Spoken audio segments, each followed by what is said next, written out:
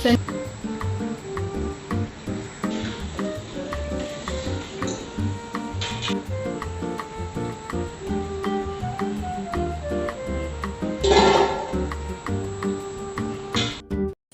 friends, welcome to Samayal. மணக்க சமைக்கலாம், சுவைக்க ருசிக்கலாம். அந்த காலங்கள்ல விழா சமயத்துல அம்மா செஞ்சு கொடுக்குற ஸ்நாக்ஸ்கள்ல ஒண்ணுதாங்க உப்பு சீடை. இந்த ஸ்நாக்ஸ் நம்ம சாப்பிடும்போதும் ஃப்ரெண்ட்ஸ் கிட்ட ஷேர் பண்ணி சாப்பிடும்போதும் அதில் கிடைக்கிற சந்தோஷமும் கிடைக்கிற டேஸ்ட்டும் ஒரு எனர்ஜியும் இப்போ இந்த காலத்து பசங்களுக்கு கிடைக்குதாங்கிறது நீங்கள் தான் பார்க்கணும். வாங்க வெடிக்காம உப்பு சீடை எப்படி செய்யறதுன்னு பார்க்கலாம். இந்த மாதிரி செஞ்சீங்கன்னா உங்களுக்கு உப்பு சீடை வெடிக்க வாய்ப்பே இல்லைங்க. அப்படி மாவு வந்து ரொம்ப அழுத்தம் கொடுத்து பிசையக்கூடாது. அப்படி உங்களுக்கு அழுத்தம் கொடுத்து பிசைஞ்சாதான் எனக்கு ஷேப் கரெக்டாக வருது அப்படின்றீங்களா? அப்படி செய்யும் போது நீங்கள் ஹோல்ஸ் போட்டுக்கணும். ஒரு 2-3 ஹோல்ஸ் போட்டு எடுத்துக்கிட்டிங்கன்னா உங்களுக்கு வெடிக்க கண்டிப்பாக வாய்ப்பு இல்லை. இதே அளவுகளில் எடுங்க, டேஸ்ட் ரொம்ப சூப்பராக வரும். செஞ்சதுக்கு அப்புறம் நீங்கள் ஒரு கைப்பிடி எடுத்து இப்படி பார்த்தீங்கன்னா உங்களுக்கு வெயிட்டே இருக்காதுங்க. ரொம்ப பூவை எடுத்த மாதிரி வெயிட்லெஸ்ஸாக இருக்கும். வெடிக்காத ஒரு டேஸ்டான ஒரு உப்பு சீடை எப்படி செய்யறது அப்படின்னு இந்த வீடியோக்குள்ள தெளிவாக பார்க்கலாம். வாங்க வீடியோக்குள்ள போகலாம். அதுக்கு முன்னாடி சமையல் இது வரைக்கும் சப்ஸ்கிரைப் பண்ணாதவங்க உடனே சப்ஸ்கிரைப் பண்ணிடுங்க. மறக்காம பெல் பட்டன் அழுத்தி ஆல் ஓகே கொடுங்க. அப்பதான் நான் போடுற வீடியோ உடனுக்குடன் உங்ககிட்ட வந்து சேரும். லைக் பண்ணுங்க, ஷேர் பண்ணுங்க, கமெண்ட் பண்ணுங்க.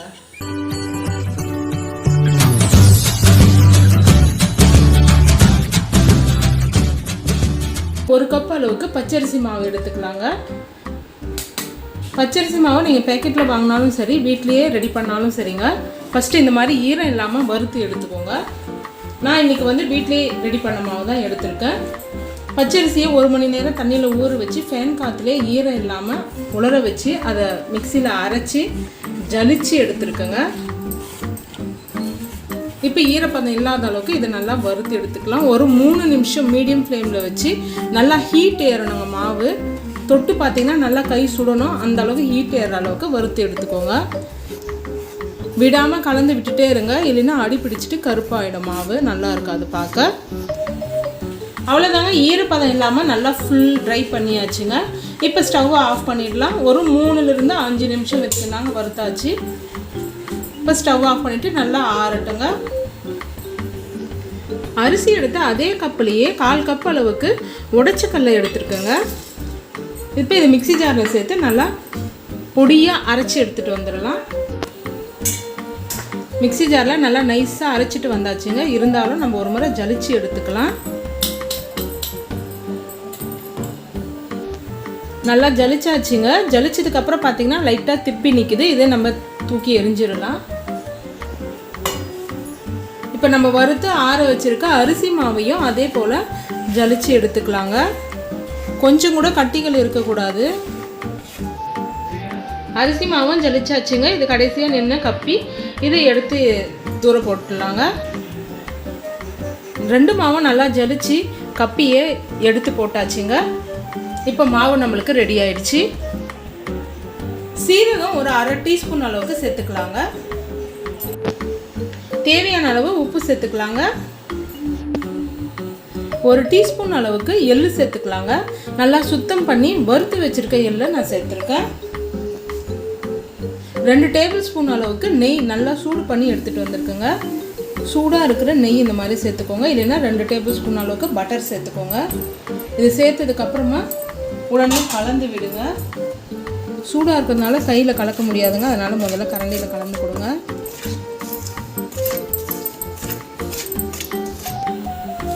கை பொறுக்கிற சூடு வந்ததும் கை வச்சு நல்லா ஒரு முறை எல்லா இடத்துலையும் கலந்து கொடுங்க. தொடும்போதே உங்களுக்கு தெரியும் நல்லா சாஃப்டாக இருக்கும் மாவு தொட்டு பார்க்கும்போது. அதுக்கப்புறம் கொஞ்சம் கொஞ்சமாக தண்ணி சேர்த்து நல்லா சப்பாத்தி மாவு பதத்துக்கு பிசைஞ்சு எடுத்துக்கோங்க. நல்லா சப்பாத்தி மாவு பதத்துக்கு இந்த மாதிரி பிசைஞ்சாச்சுங்க.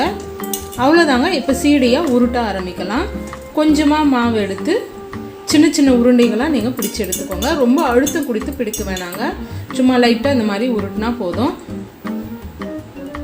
இந்த சைஸ்க்கு உருட்டி எடுத்துக்கோங்க. எல்லா மாவையும் இதே போல் உருட்டி எல்லா மாவையும் சீடையாக உருட்டியாச்சுங்க. இப்போ எண்ணெய் வச்சாச்சு. எண்ணெய் நல்லா காஞ்சிருச்சு. எண்ணெய் காஞ்சதும் ஸ்டவ் லோ ஃப்ளேமில் வச்சுருங்க. லோ ஃப்ளேமில் வச்சுட்டு இப்போ நம்ம செஞ்சு வச்சுருக்க சீடைகளை இதில் சேர்த்துடலாங்க. ஸ்டவ் லோ ஃப்ளேமில் மீடியம் ஃப்ளேமில் அப்படியே இருக்கட்டுங்க. மீடியம் ஃப்ளேமில் வச்சுட்டு நீங்கள் பாட்டுக்கு அப்படியே கலந்து கொடுங்க.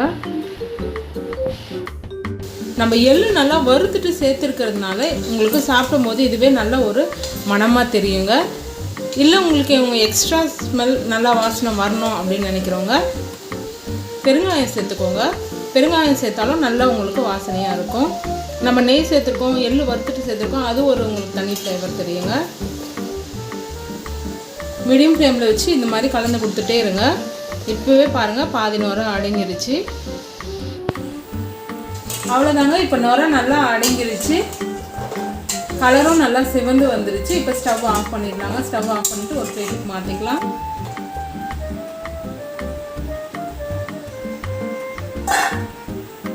ட்ரெடிஷ்னல் ஸ்நாக்ஸ் ஃபுட்டில் ஒன்றான சீடை, உப்பு சீடை ரொம்ப அருமையாக ரெடியாக வந்துச்சு. இதுபோல் பல டிஃப்ரெண்ட்டான ஃபுட் ரெசிபிக்கெல்லாம் பார்க்கணுன்னா சசி சமையலை சப்ஸ்கிரைப் பண்ணுங்கள், லைக் பண்ணுங்கள், ஷேர் பண்ணுங்கள், கமெண்ட் பண்ணுங்கள்.